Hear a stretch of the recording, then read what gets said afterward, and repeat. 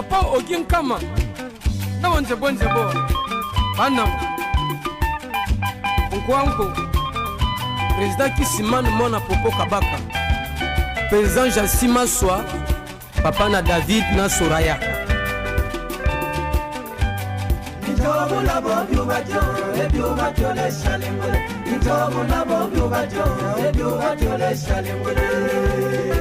Père de Timaswa.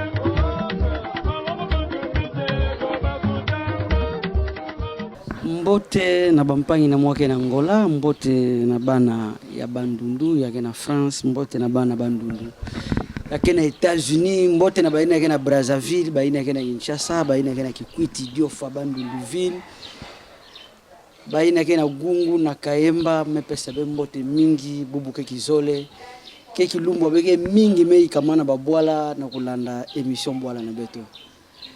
Mbote bampangi yake na Holanda muna mission catholique Belo na Bekire bebe vukana mingi na Lakas na Kalo na Panu mukeza ina kisika ya mission bwala na betke talama bonzo match ya kibulama na babwala musonga bena bampangi yake tanga beto ne bubu na internet beta yamba mpangi na betu mosi mwana ya Kwilu ya Ngolo mwana Bandundu mwana Idiofa Yannick Nsesila.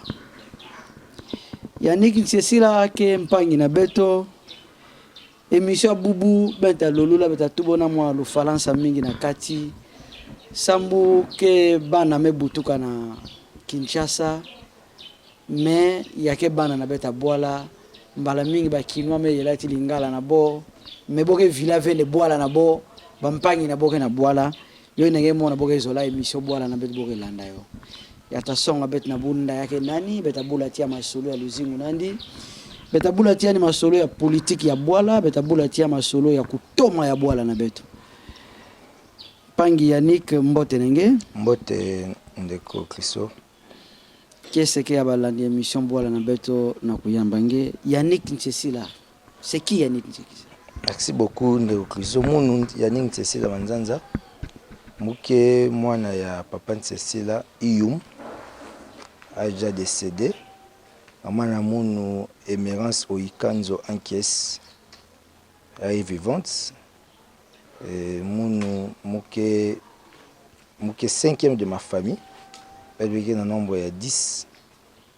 Et bête nous se na kin. Papa foi, maman est vivante et muke mwana Idiofa. Donc voilà un peu. Munu en fait Moussala pour humanité Moussala collège Saint-Esprit. Après Moussala l'université de Kinshasa, faculté des sciences économiques et de gestion. C'est là où j'ai été retenu par le professeur Okana comme son assistant. Professeur Okana soit le Boun comme son assistant. Mbote na bete ya bwala mishi. Ouais, aye ya bwala mais aye Idiofa avec ya Bulungu. Oh Bulungu ke bwala mishi. Bwala na mingi na Bulungu. Ouais. Nge va retenir bo assistant, tu bunge ka assistant non, maintenant là muke maintenant chef de travaux.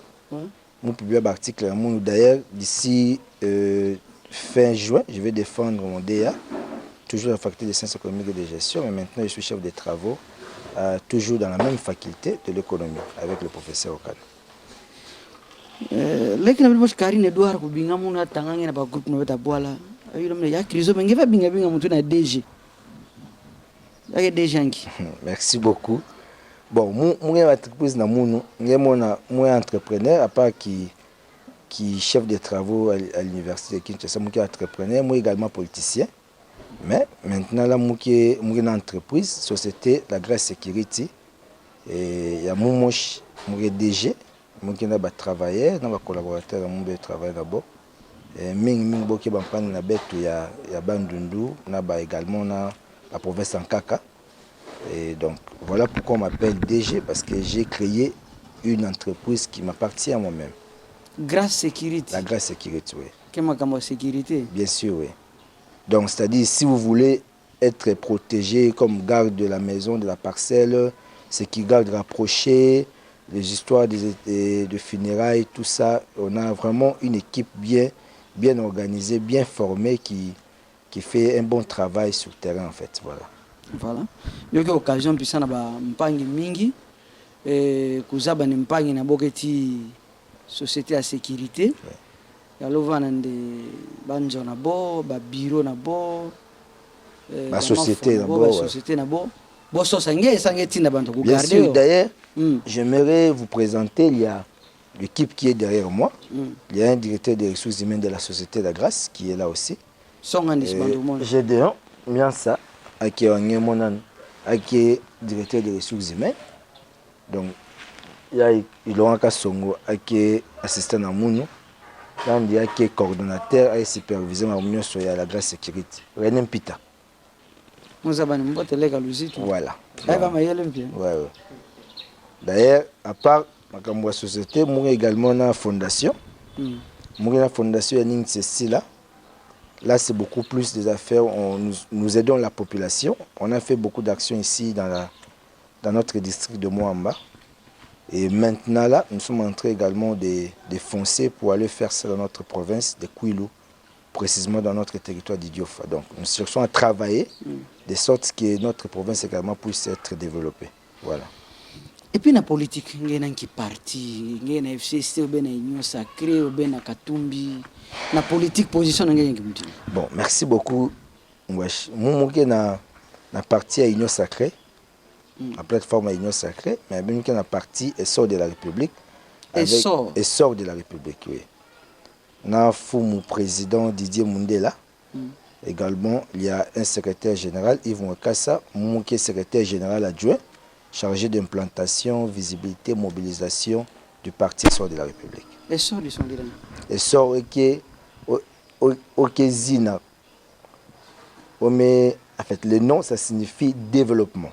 C'est-à-dire le développement de la République démocratique du Congo. C'est-à-dire être élevé, être développé. Donc, ce n'est pas une abréviation, mais c'est un mot qui signifie développement. Kokende Liboso, tout, voilà. Merci Yannick Nsesila Bampangi, Akelanda Bet Bisika Nyonsa Bekele, Kemwana na Beta Boala, Kelongi na Université de Kinshasa. Mais Bandundu be Bantomayele mingi kibeni. Mais moi controverse ke vanda minga bantuke tuba. Bubunge tuba mbote. Bantuke landa ngempi boke mona ngemayele. Mekabo pesa ngiki mfumo. Nkike salane mayele nzonkanda ko fave mayele kutumisa Boala na beno. Merci. Merci beaucoup. Mais en fait, le problème c'est quoi? Bon, excusez-moi, je vais parler également au lingala et français pour aider nos frères et sœurs. Voilà, pour que nos frères et sœurs puissent comprendre. Le problème est que ça dépend de tout et chacun. Ça dépend également de la vision. Parce que moi et tout bas, moi na funu ya que ndeko na bet nyoso Idiofa, bozaba que il y a un de leurs fils qui a une vision pour notre territoire, également dans l'ensemble pour notre province. Ce qui est sûr, comme vous venez de dire là, qu'à deux fois nous parlons, mais quand nous arrivions au pouvoir, nous faisons autre chose. Bon, sincèrement, ça dépend. Parce qu'il y a d'autres, moi je me dis, ils viennent sans vision. Quand ils arrivent au pouvoir, ils se disent d'abord, je dois m'investir à moi-même. Ils commencent d'abord à se faire grand, à avoir de parcelles, créer tout ce qu'il avait besoin, tout ce qu'il rêvait avant qu'il arrive là où il est, et sans avoir également de bons collaborateurs. Mais moi, sincèrement, je crois que je ne vais pas changer la vision que j'ai pour ma province. Et je me dis aujourd'hui, ce qui nous va permettre qu'on arrive là où tous envisager, là où vision Nabiso comme Mabiso, on s'est dit, tout ça, la grande chose pour la province Nabiso. C'est quoi la vision? Parce que souvent on dit, j'ai la vision. C'est quoi votre vision concrètement? Merci dans quel beaucoup. Domaine? Voilà. Beaucoup plus vision dans la jeune. D'abord, je me dis, Nazo le Baba, on a sali déjà. Tout le français, c'est que Congo, lingala, ngeza patro la ngena bobola. Ah, moi. Pankaka ngena bobola na toi ni mwana wo. Que tu vas dire kaka lingala que bon passe. Bon, merci beaucoup. Bon, en fait, nous d'abord on a vision. D'abord, nous qui na vision, il y a autour de l'école, construire des écoles dans notre province, et également aider nos frères à avoir quand même à conduire des véhicules, en fait, créer une auto-école dans notre province également, comme je le fais ici à Mwamba. À Mwamba, j'ai fait beaucoup d'actions, comme j'ai formé de maman, j'ai donné maman l'argent à crédit sans intérêt, c'est juste le développement que je faisais. C'est-à-dire, on peut s'amour sans intérêt de ma maman, après un temps, pour vous tout là. Mais pardon, vous allez continuer à parler. Mais qui met ça la boubou, moi, je vais vendre penza mes abans. Mais qu'est-ce qui a fait que y a des gens qui tirent au bic à Kinshasa? Merci. Le ton de la mécatronique. Bon, le ton de vraiment, c'était une vision.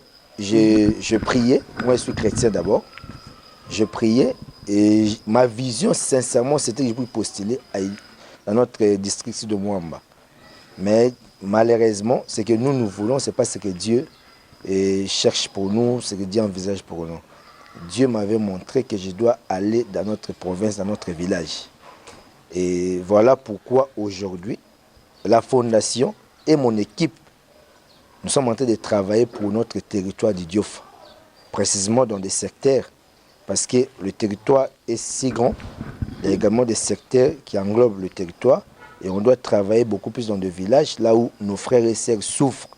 Parce il faut toujours commencer quelque part. Voilà, donc ce que j'ai fait un tour là-bas, j'ai vu comment j'ai vu même mes cousins, mes cousines qui sont là-bas, j'ai vu comment mes frères souffraient, mes sœurs, je me suis dit, c'est mieux qu'on fasse des actions dans notre province. D'abord, même la Bible nous dit d'abord Israël. Oui. Israël, c'est-à-dire c'est chez toi.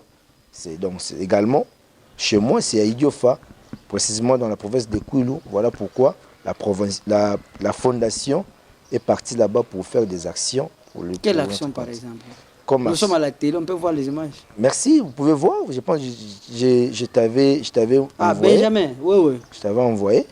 Et la fondation est en train de construire. Il y a une fondation qui? Il y a une fondation à Ninsessi, la fondation Foyan.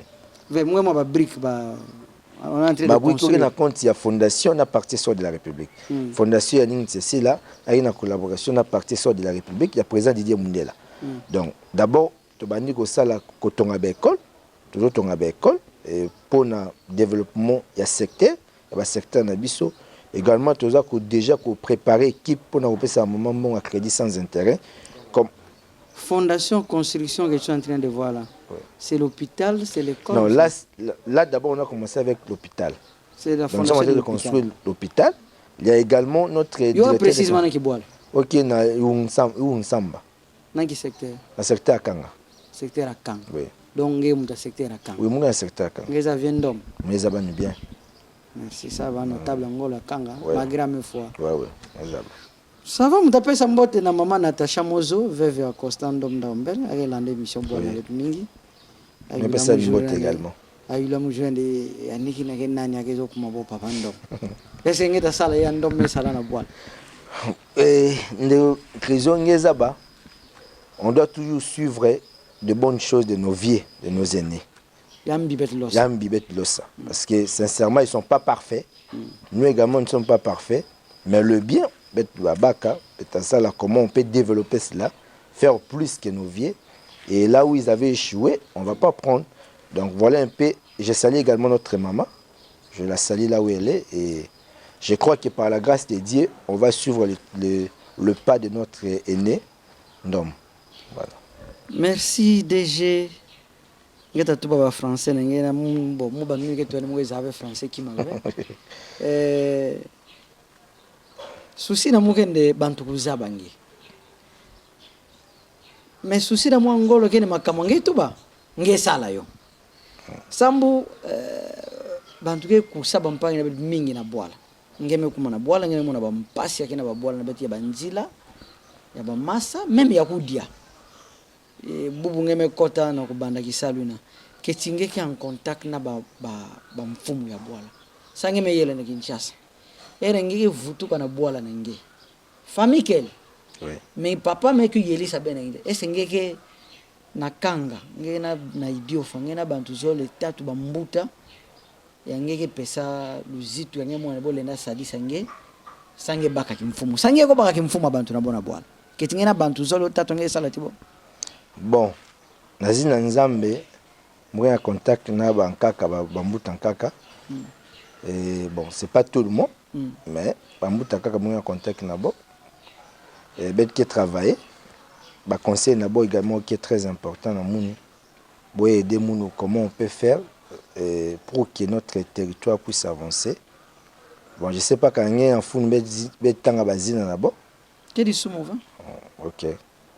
Et je peux citer, je parle bien avec le vieux Obé, Idiofa. Je lui salue également là où il est. Également, je parle bien avec, je parlais déjà d'ailleurs avec le prof, mon prof, le professeur Okana. D'ailleurs, c'est lui qui m'avait encouragé d'aller, de voir comment la province, comment notre territoire est vraiment par terre.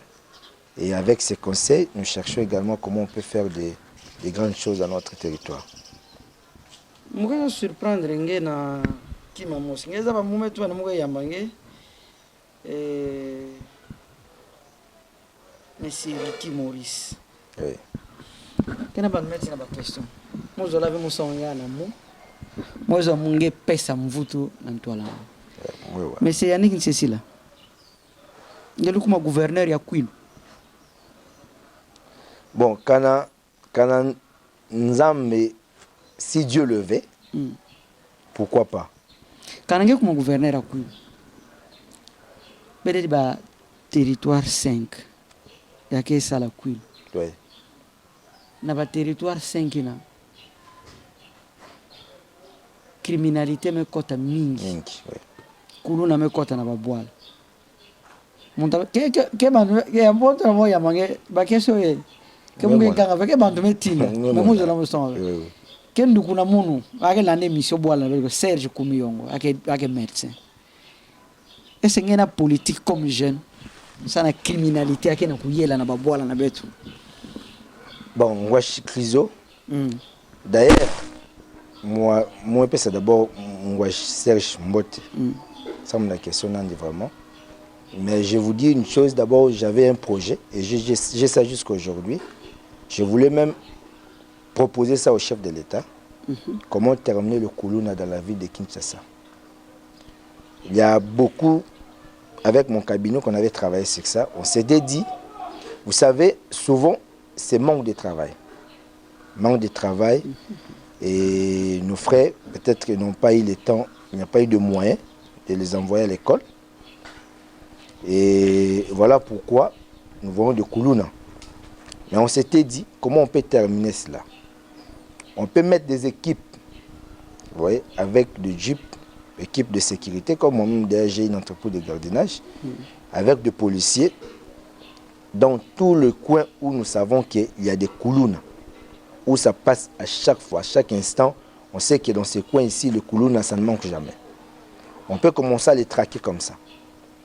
D'abord, il y aura un communiqué officiel qui va passer. Mais talon manaba ba famille nyoso quand la ben ken na mwana esa la ki mon cheveu ki na funda ko apprendre à ça à fondation dans un endroit bien précis où il sera formé comme chauffeur mécanicien. Comme ce que vous voulez faire déjà à Idio Fashion. Oui. Comme également le couturier ou le couturier, comme des informaticiens, et prendre également la langue. Ouais. Et après l'information ou après le message, maintenant, comment les traquer si les gens ne viennent pas, ou si les gens continuent avec les histoires de colonnes. On va commencer à les traquer et le ramener là où sera le siège de la fondation, les conscientiser, les aider également à prendre quelques métiers. Quand on a là maintenant, on va les ramener et dans la ville de Kinshasa, dans la police, pour que la police puisse faire leur travail. Mais nous d'abord, nous cherchons comment les encadrer, chercher de sorte que parce que le problème c'est quoi? De comprendre que nous sommes comme responsables. On va en Kento, on va en Aban. Il ne doit pas montrer à ses enfants comment on kata na machette. Ce ne sera pas intéressant.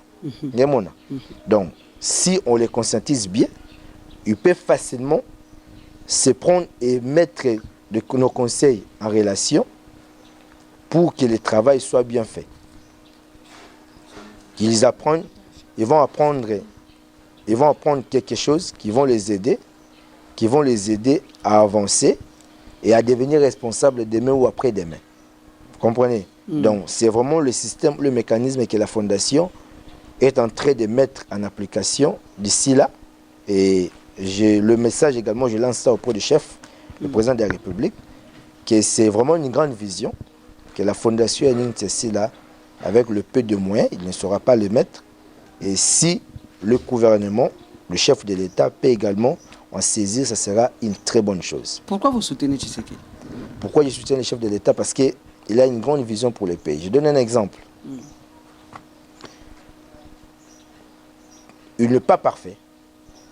Mais le fait qu'il a une vision de construire notre pays, parce que là où il a pris le pays, et aujourd'hui, il y a une grande différence. En quoi?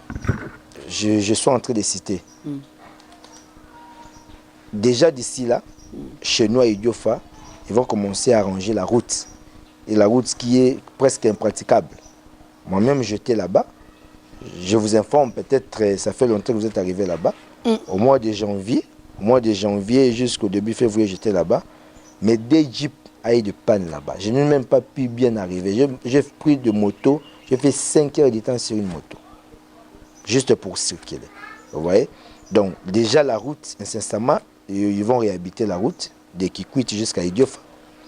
Également, et avec notre barrage de Kakobo là, l'électricité sera déjà partout. Même à Kikwit, il n'y a pas d'électricité. Tout ça sera déjà installé incessamment ici. Et voir également, il y a des constructions des écoles. Il y a la construction des écoles, des hôpitaux. C'est déjà une très bonne chose. Ngeza Bangwash, na Idio, il faut même pas d'aéroport. C'est grave.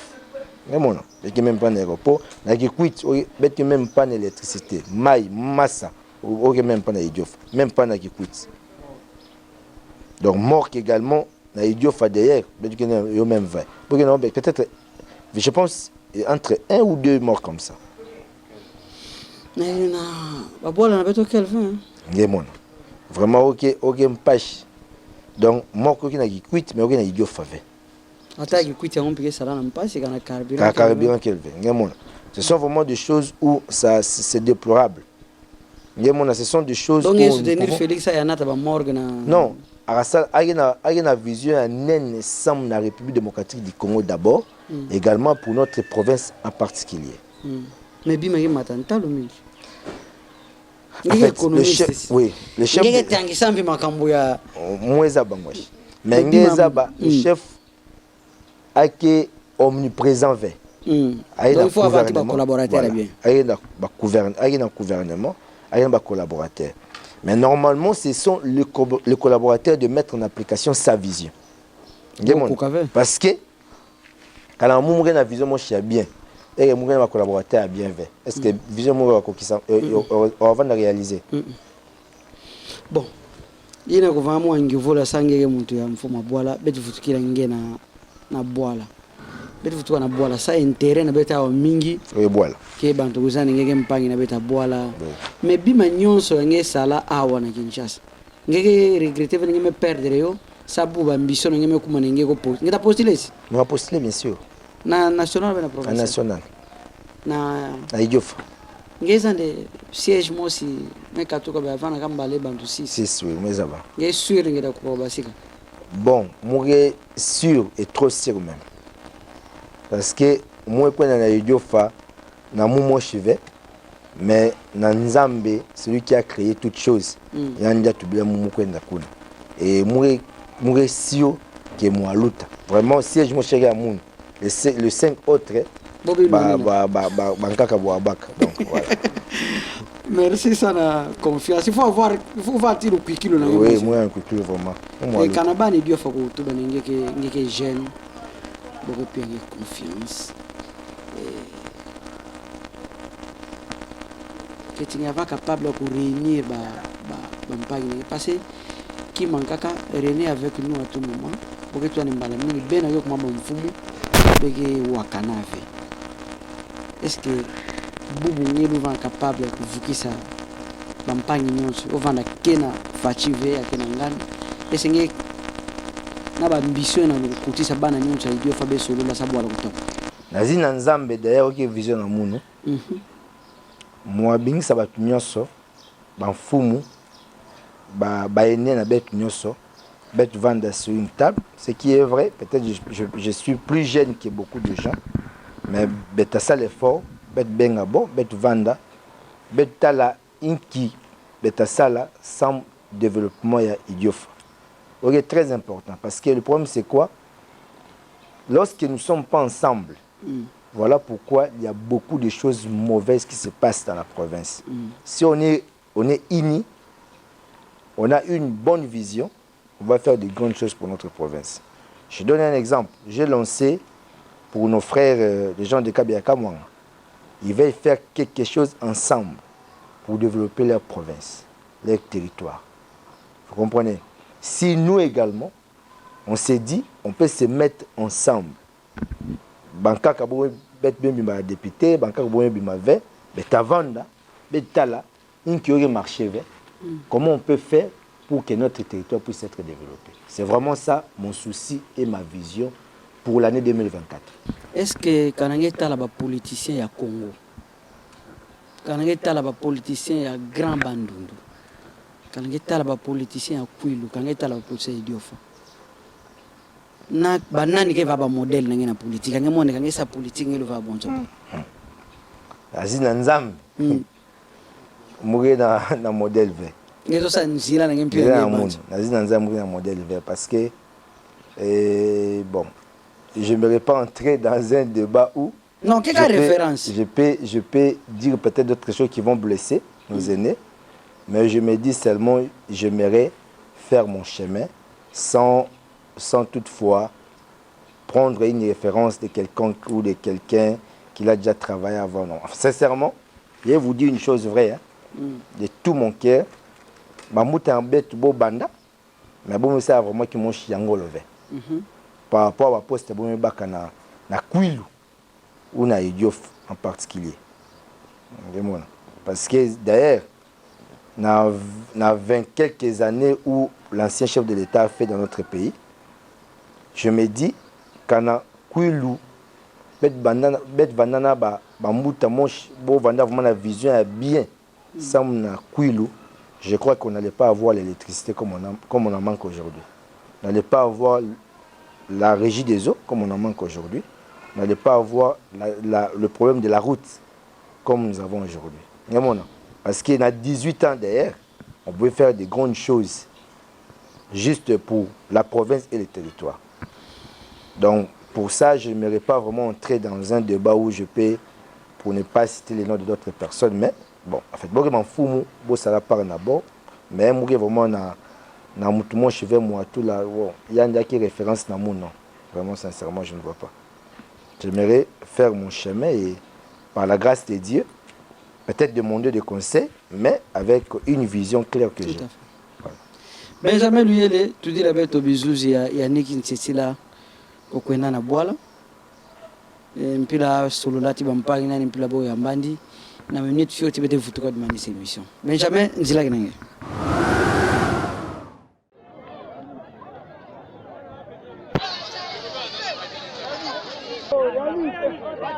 Patrick.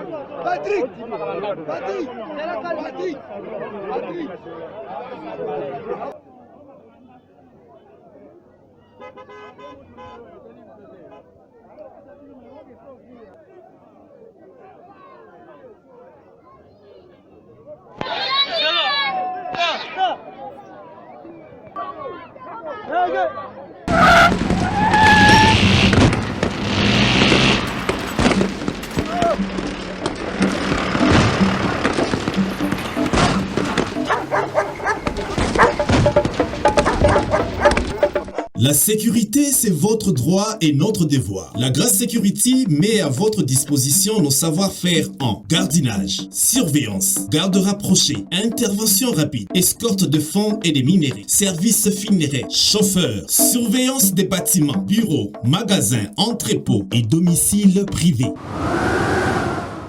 Ngeke chef de travaux, ngeke DG ngena entreprise à gardiennage, ngeke mwana bwala.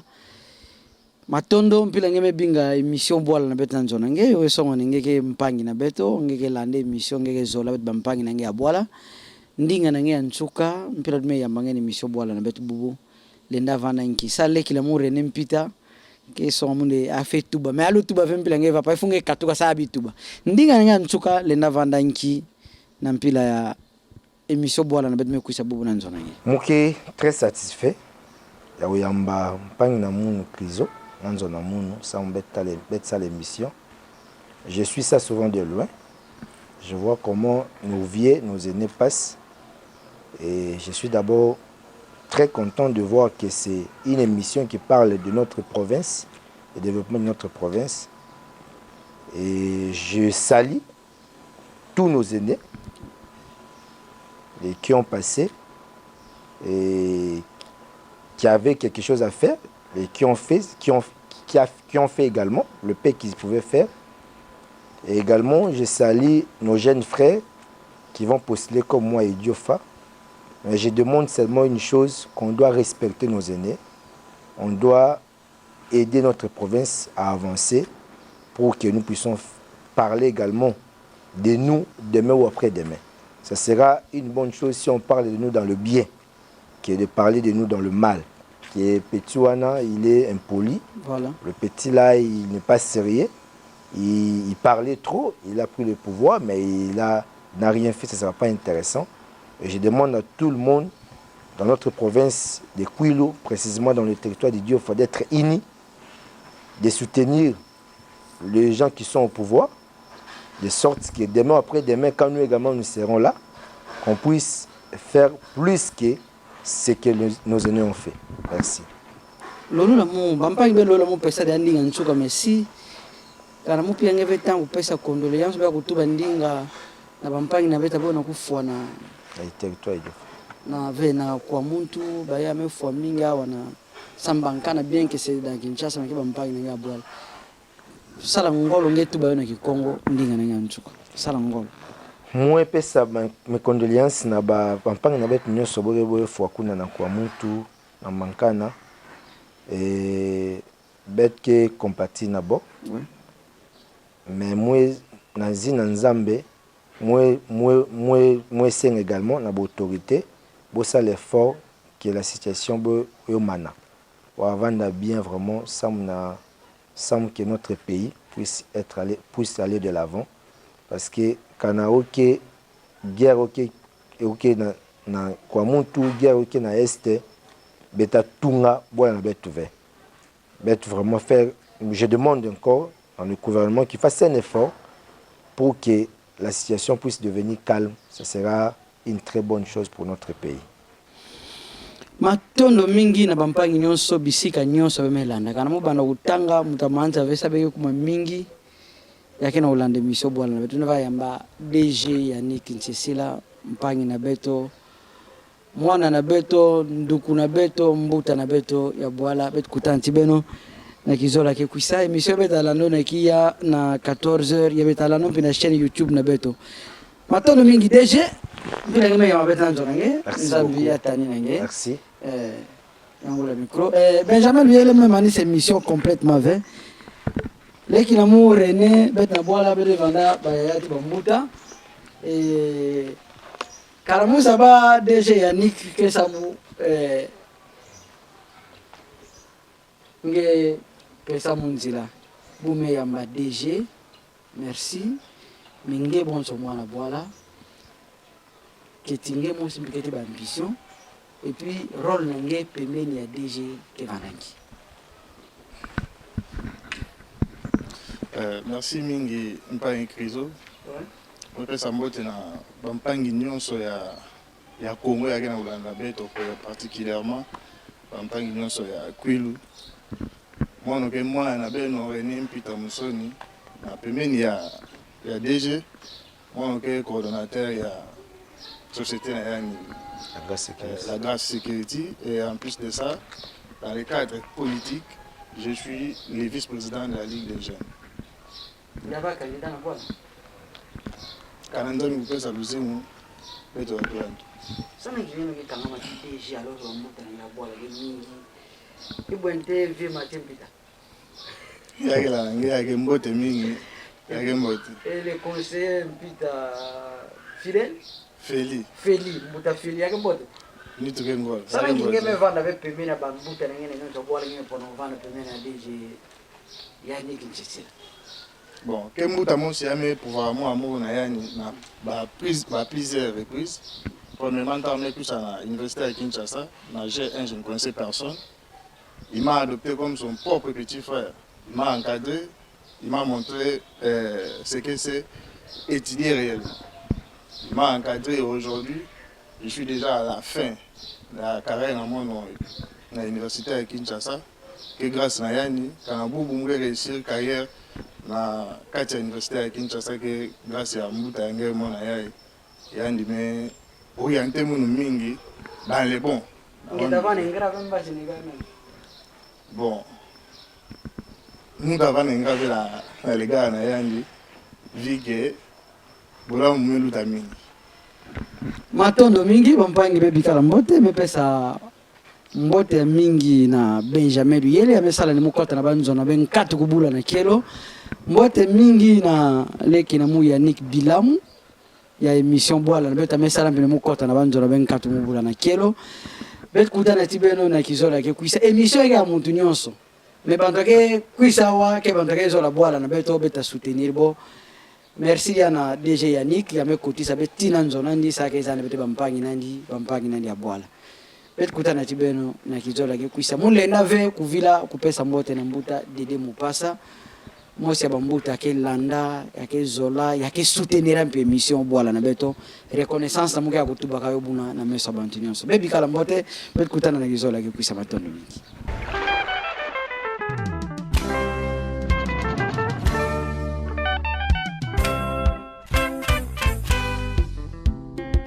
Papa Ogin Kama na wanze bonze bo banam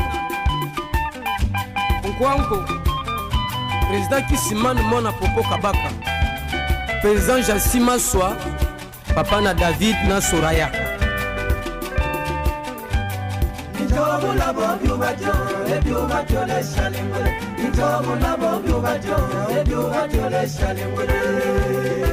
Père de Tima Swa Estala feeling alieme, malamone mama no. Estala feeling alieme, malamone mama.